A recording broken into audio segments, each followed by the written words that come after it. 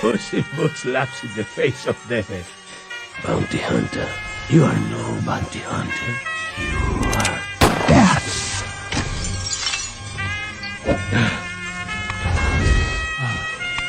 I just love the smell of fear.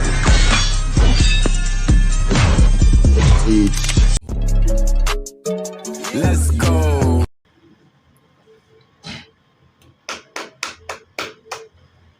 Hello, what's up, people? Welcome back to the channel. Everyone, I'm your host, Evan Tungwai, and today we are going to dive deep into the mainstream, into what the mainstream media dares not to go deep into. We are going to talk about things that are much more deeper than your history books ever taught. We are going to unplug from the financial matrix, because what you think about money, wealth, or who truly owns the world is like a program. But hold on as we dive deeper into the rabbit hole. And I'm hoping that this microphone is audible enough for you to hear and understand what I'm about to tell you today. Today we are going to discuss about the financial matrix. For years we have been fed a narrative. Money is a medium of exchange, wealth is accumulated through hard work and innovation, and the global financial system is a complex but ultimately fair mechanism. But what if I told you that the narrative is carefully constructed illusion, comforting story designed to keep you and keep us compliant within this system that transfers wealth not from the rich to the poor, not from the poor to the rich, but from the many to the fewer. And that is the financial matrix that we have. The problem is that this wealth transfer does not come from the poor to the rich, but from the many to the few. Let's start with money itself. We are told that money evolved from buttering. You know what is butter? Buttering is butter trade. It is when you take, you have this stand and I have this microphone. I want the stand and you want the microphone, so we exchange. So, and it was a natural progression. But the real story is far more intricate and frankly more sinister than you ever thought. If you feel that energy and be open-minded to deep dive down into the rabbit hole, we are going hell. So for most of human history, wealth was tangible. I have few notes. I have to confirm on my notes. For most of human history, wealth was tangible. It was land, livestock, precious metals. We are going to talk about that in another video, because this is going to be a longer one. So we are going to talk about skills. Then came to this age. It came to an age of lenders and promises, leading to what we know right now as money. But we are going to talk about it later on, that this is not actually money. This is currency. This is not real money. But whose promise? And who controlled that promise? If we find out who promised and who controlled that promise, then we are going to find out who really owns the world.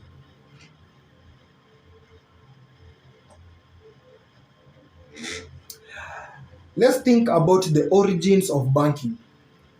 It was not just about safekeeping gold. Think about it. It was about the ability to issue receipts. If you really understand how money works, then you will realize It was about the ability to issue receipts. The money that we have today is Mr. Shell receipts. put it to me this way. He said, Jim, if you Effective. had enough reasons, you could do the most incredible things. I never forgot. Our camera crew to help me do these things. So I have been doing this alone. If you have been watching, I have been doing this alone. So let's talk about. I think I'm going to repeat the point if you didn't understand it well. So think about all the origins of banking. It was not just about safekeeping the money, but it was about the ability of issuing receipts. Now I'm telling you today, what you refer to as money, those are receipts which are not backed up with anything. They don't have any value, but it is just a game of confidence because you use that piece of paper to buy something last night. So you have confidence it's going to buy something else in the future. So promises of gold, they were backed. Also, these receipts were backed by gold. Then that circulated. I don't know how things went. It is actually disgusting. It circulated as money. The key here is fractional reserve banking. There's something called a fractional reserve banking. It is a concept barely understood by most, yet fundamentally shaping the world's banks. See, banks could issue far more receipts than the gold they actually have. I will explain this on this further. This created money out of thin air. This money is not backed. Who benefits from creating money out of thin air? The creators. The creators benefit. Let me tell you what is fractional reserve banking.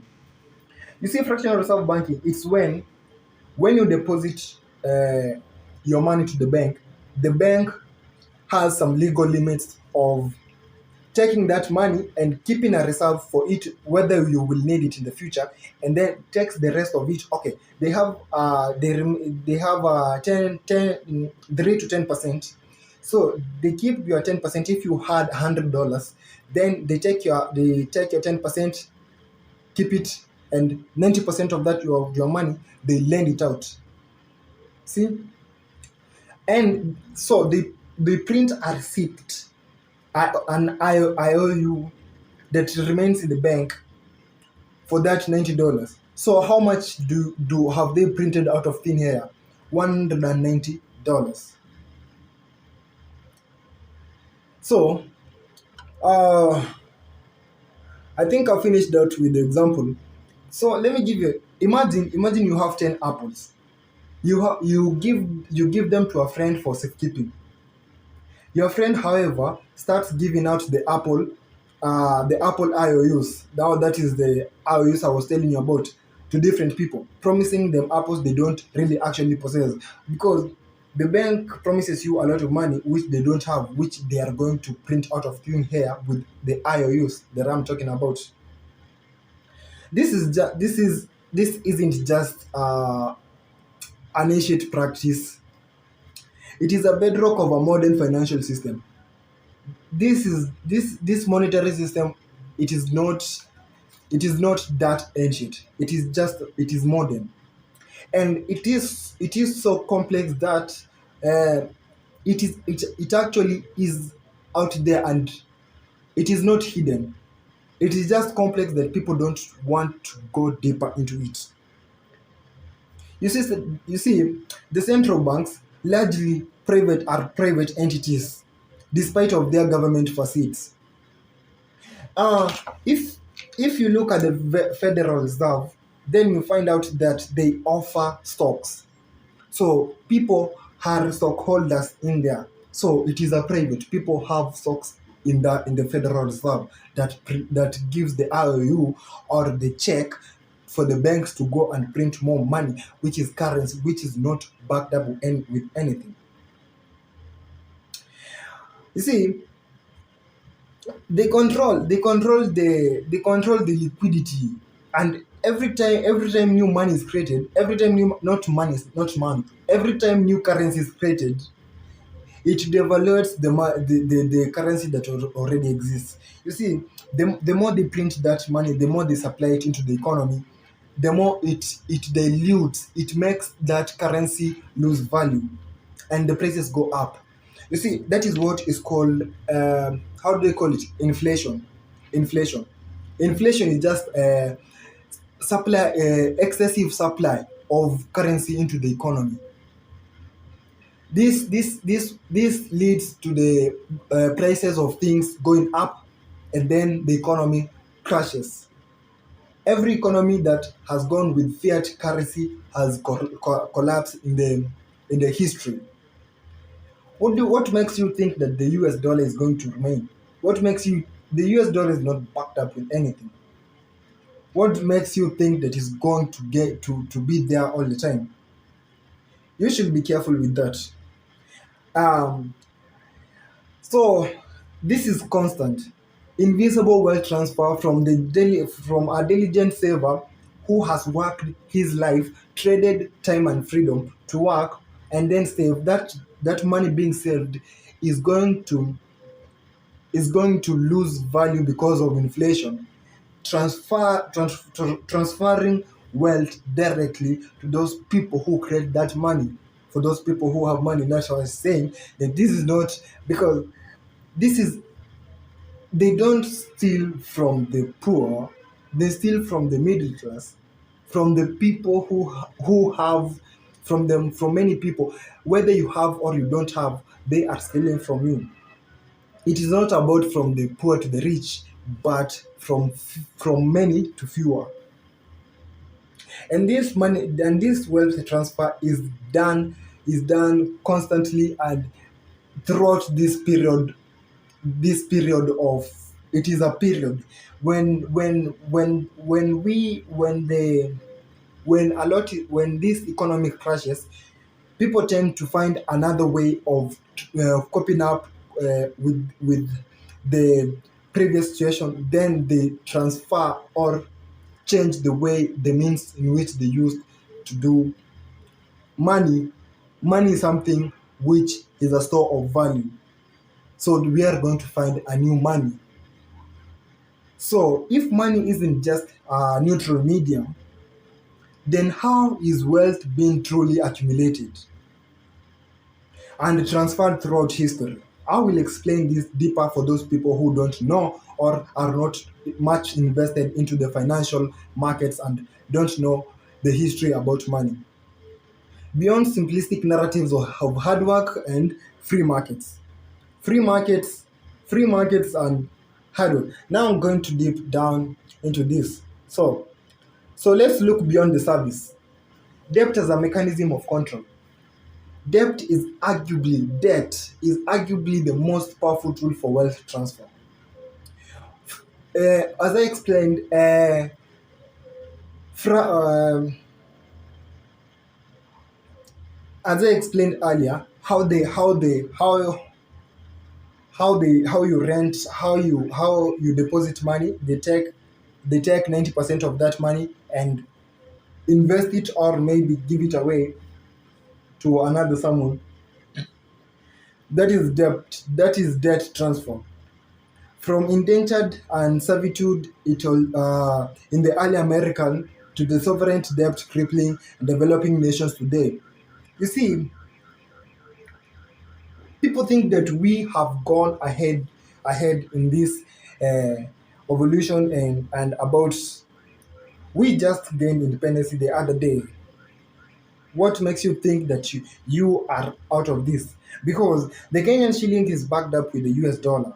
If the US dollar, if the US dollar goes out of the market, then what does the Kenyan shilling? We don't have a say on it. So there's no. They are beholden to their creditors. And who the biggest creditors globally? Who are the biggest creditors? Often, the same financial institution that control the creation of money. Those are the people who benefit at the end of it. So, for example, this thing shocked me. For example, think about student loan, a system designed to help you get educated, often burdens you with decades of repayment. You see, like if you take help, you are going to pay it with an interest, but it was to help you to help to educate you, funneling your future earnings. You see, your future earnings now they're giving you money right now when money has more value. In the future, money is going to lose value, and then you're going to pay more because money doesn't have value. You are going to pay more. That makes you to be a kind of a slave to the system. Or look look at how certain developing countries like ours, Kenya is a developing country, are perpetually indebted into the global financial bodies, forcing them to adopt policies that don't serve the creditors' interest, not their own people's. When a politician comes to the country and says, "Vote for me, I will provide free education and free things," people generally people like free things, but they are asking that in order to go and borrow money in order to do those things, and they are giving a burden to the future generation to pay that burden. When you realize that this monetary system we have, the debt cannot be cleared without collapsing the economy, and that means that this debt we have can never be cleared. We can never get out of this debt. If Look, let's talk about manufactured crisis and consolidations. Our history is replete with economic crisis, crashes, depressions, and recessions. While often contributed to market forces or external shocks, what if all of these are engineered? What everything is engineered? Because if you know how things are going to end, then you can put yourself somewhere nicer. If you know the Titanic is going to sink, then you go and take a good seat in at the lifeboat. That is what they do. That is what they mean engineer. Because if you really know what is going on, then you can put yourself in the right place. It is like you engineered it. So at the very least, exploit for massive wealth consolidation. During economic crashes, assets become incredibly cheap. Why is this? This is because the currency has clashed, inflation has gone high, prices of things are going up, and then the economy crashes, and everything assets are going to become cheap. Those with deep pockets often harder for knowledge, or even played hard at creating conditions, swap in and buy up the distressed assets for pennies of dollars. This is going to make them, when everything is cheap, that is why I don't know if I said in this video or the other video that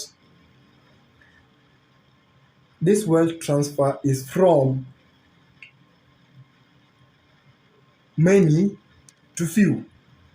I said it was not from poor to rich, but many to few. So, but the most people who benefit from it are the people who have it. But for me and you who are aware of it, we are going to position ourselves in it for us to get a bite of it. You see, when let me give you an example. Look at the 2008 financial crisis. If most of you remember what happened, while many lost their homes, their savings, majority of financial institutions bailed out, and many even profited massively by this distress. Many profited massively, and that's why many people become millionaires during a crisis. Why? Because they take advantage of this situation. This isn't about saving the economy. When the economy crashes, it's not about saving the economy by buying and bringing wealth into the economy, but it is about concentrating wealth and power in fewer hands. I hope you got that, what that meant. Okay, let's talk about legal and regulatory capture. Laws and regulations, ostensibly designed to protect the public, are often crafted by and the very industries they are meant to regulate. You see, there's no way you can interpret a book with another book. There's no way you will create something and then make that something regulate you. That is where scam comes in and fraud. Because these are the same entities that created the regulation systems and rules. How are they going to be regulated by the rules they set?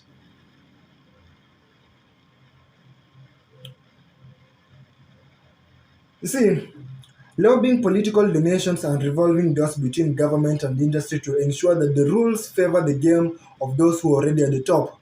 This creates monopolies. Like in Kenya, we are going to have monopoly. Kenya Power is going to stay on monopoly. Then we have a lot of companies that will go stay on monopoly. For example, I don't want to mention them, but you know what I'm talking about. It's going to rule competition and make it incredibly difficult for me and you, small players, to thrive. For example, patent laws that extends beyond reasonable time frames, allowing massive pharmaceutical companies to maintain monopolies on life-saving drugs for decades, despite of the initial research often being publicly funded, or complex tax codes that allow manipulation multimillionaire corporations to pay virtually no taxes, while you and me, the regular players, small business, struggle with taxes and this burden. Those are the rules that have been set there by the entities I'm talking about. I don't have to go deeper. Now the question that has been playing in your mind and my mind is that who are the real owners of the world?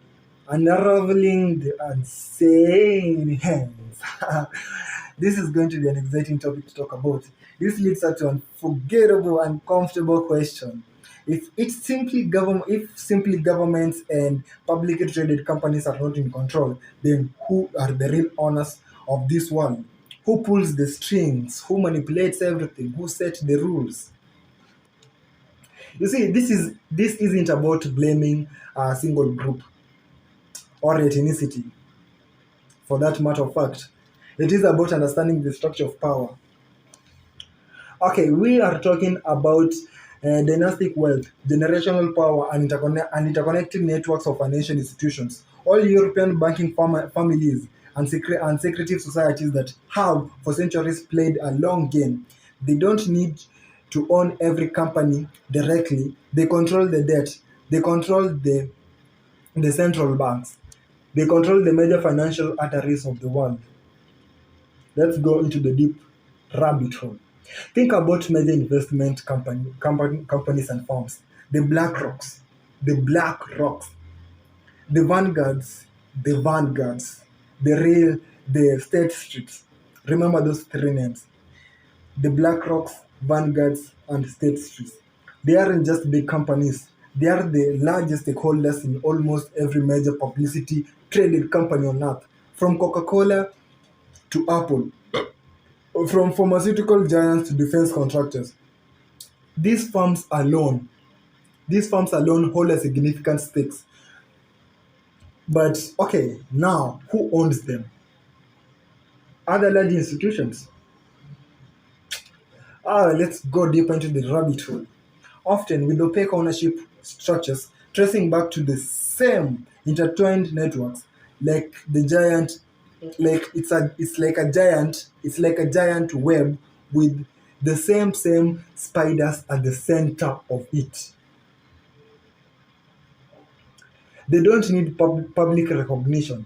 In fact, anonymity is the greatest asset. They operate through foundations, trust holding companies, and global forums that shape policy and influence narratives, often under the guise of philanthropy and global global governance. Well, do you think these people come? Uh, do you think that these people boast on the internet? Internet is young, and these people have been there playing the game since before the internet came. Do you think they need your recognition? You are just a slave. You are just a pawn to be played upon. So what makes you think that they need your approval? Because a person who's boasting about their wealth online, they need approval. When you are wealthy, you don't need approval. Their power lies in to the ability to orchestrate and influence, to set the rules of the game which the top players are playing, rather than directly managing every pawn on the board. They are they are the real players, and we are the governments, the corporations. They are the the the characters on the board which need to be played, and you are the most useless of them all if you don't wake up. I want to teach you how the matrix fits in all of this. Now, how does this all fit in the matrix? This is more than just a cool concept that I'm just making it up. No, this is a deep research I've been doing for the past. I've been doing this research for the past 1 year, and it is a profound metaphor of reality. I know. When I talk about the Matrix, and people think about the movie, Andrew Tate and other people, but no, the Matrix is just a concept of it's just a concept. Let me say how things work, and it is an abstract of how things work. So in the Matrix, I will explain this in more affable terms, in which you'll be able to fit in the patterns. In the Matrix, humans are knowingly plugged into assimilated reality. Remember, boom, their energy is harvested by machines. But in our financial matrix, we are plugged into a system designed to harvest our labor, our innovation, our wealth, channeling it up to a hidden view or few people.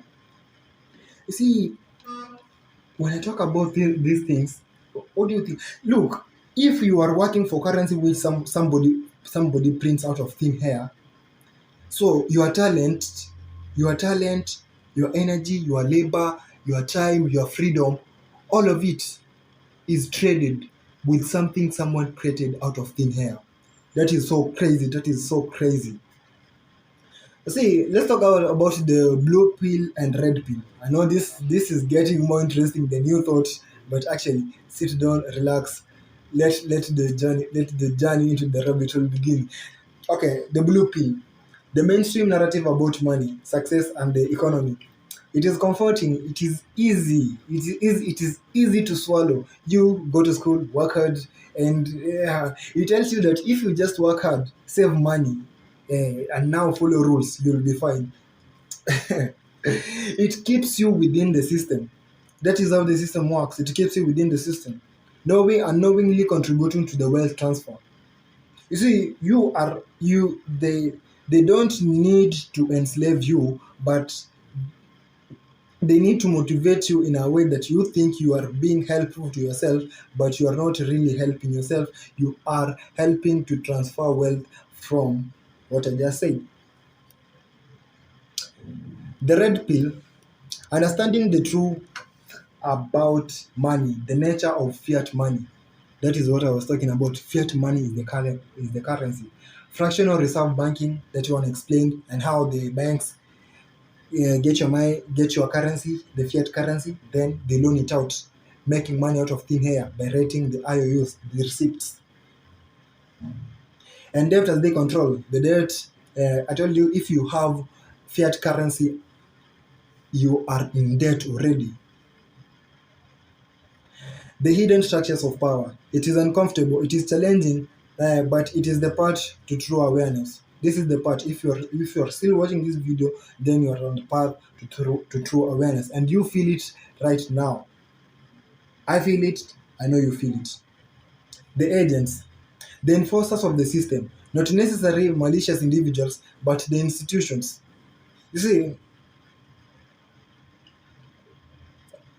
the media education system that perpetuates the illusion to ensure the compliance. They maintain the status quo.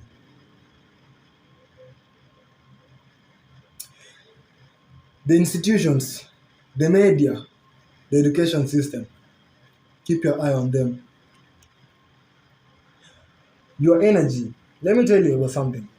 They are harvesting, like the matrix. They were harvesting energy, and this financial matrix is harnessing your energy. What is your energy?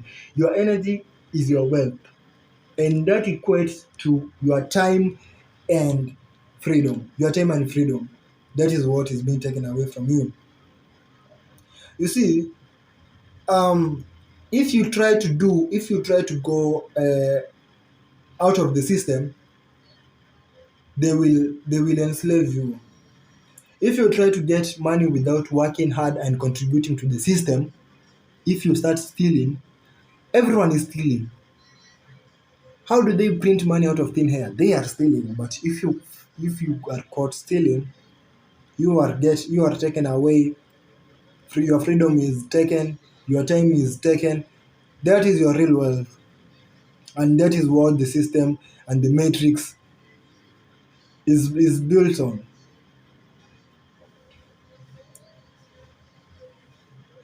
They want to perpetuate this false reality that you have to work hard in order to in order to succeed. But that is false. Who put the standards there? The matrix isn't just about a simulated one. It's about control of perception, control of information, ultimately control of your reality and potential.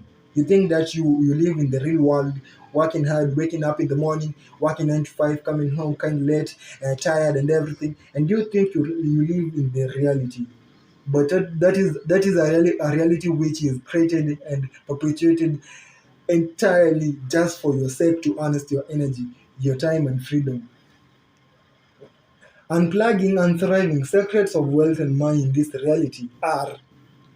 So if you are in this financial matrix, how do we unplug? How do we unplug from it? How do we not only survive but thrive? You see, we don't need to survive it. If we survive it, then how are we going to thrive? How are we going to move forward with it? See? But even positioning ourselves in the middle of this ongoing wealth transfer, that is what we are aiming. We want to position ourselves in the middle of it, rather than being on the receiving end of the extraction. We don't want to be there. We don't want our energy to be harvested. That's why you are open-minded, and I am, and still here. We are trying to find out what we really need to end up at the profiting end of this. You see, this isn't about becoming a case or living off grid. Unless you want to, you can do that if you want to live off grid. But it's about understanding the game and playing it smarter. You should understand how the game works, how and play it smarter. Be at the end of the profiting. Financial literacy and the mainstream. Understanding real inflation. You should understand real inflation. This fake inflation of fiat currency, it is just there to transfer wealth.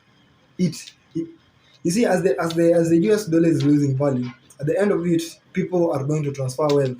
But it depends. It doesn't happen on just one day, but it is a period. It takes a period of time, and this period of time you should be aware, because it will never happen again in your lifetime, because the US dollar has been in use since it was imposed in 1973.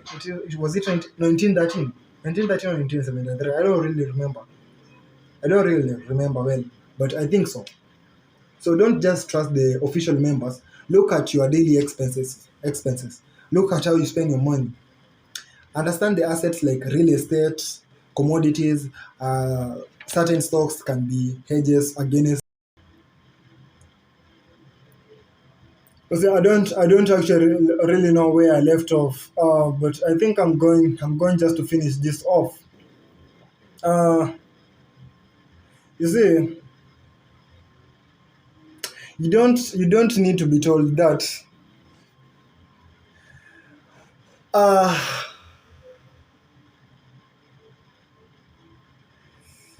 the secret the secret of this is to be in the middle. Just position yourself in the middle of this wealth transfer. The mission isn't about stopping it. The mission is getting yourself in such a position that you will benefit from it and not be the one who is extracted. Knowledge is power, and as you have now opened your eyes towards the possibility of you getting the possibility of this wealth transfer getting into your way has a much higher probability because you have seen and visualized on how the real world is really working, and you are trying to unplug out of the matrix.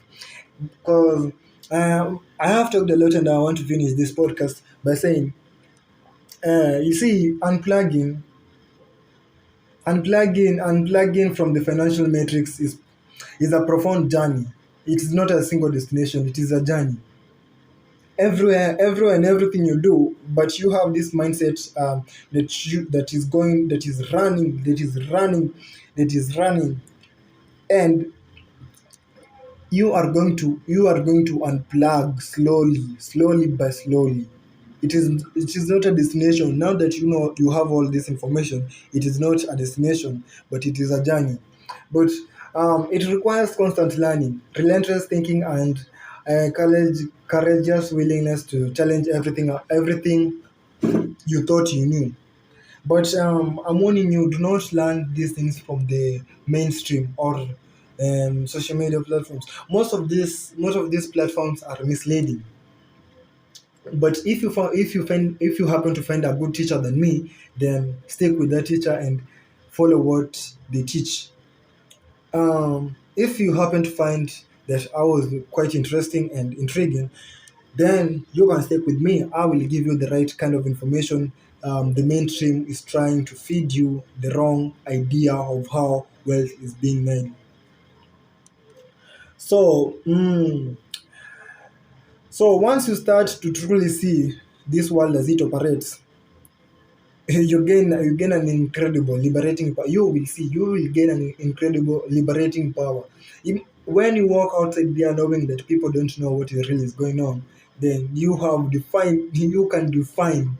define power to your own destiny. Rewrite your own script rather than paying a predetermined script by people who gave you. You see, you were given a script by maybe your parents who had a generational trauma, but that was not. It was not a must that you followed it, and they might be exerting you pressure that you follow it, but you really know what is going on, and you see the world from a different and higher perspective than anyone else who is still trapped in the matrix. Thank you so much for joining me on this deep dive today. I hope this has given you much food for your thoughts. I hope it's given you the blueprint for your action. This is a blueprint I was giving you. Don't forget to like this video, subscribe to the channel. If you haven't already, hit that notification button. Don't miss our next and unraveling of the reality. Please let me know if you have anything or I missed anything that you wanted me to talk about, and ask questions on the comment section below. What are your thoughts about the financial matrix? What is the red pill? What is one red pill moment that you had that challenged your perspective on money and mental and wealth? Next time, stay curious. Always ask the right kind of questions. Ask the right kind of questions. Stay curious, stay critical, keep unplugging. This is not a destination, this is a journey. this is your host Ungwa Evans, and I'm signing.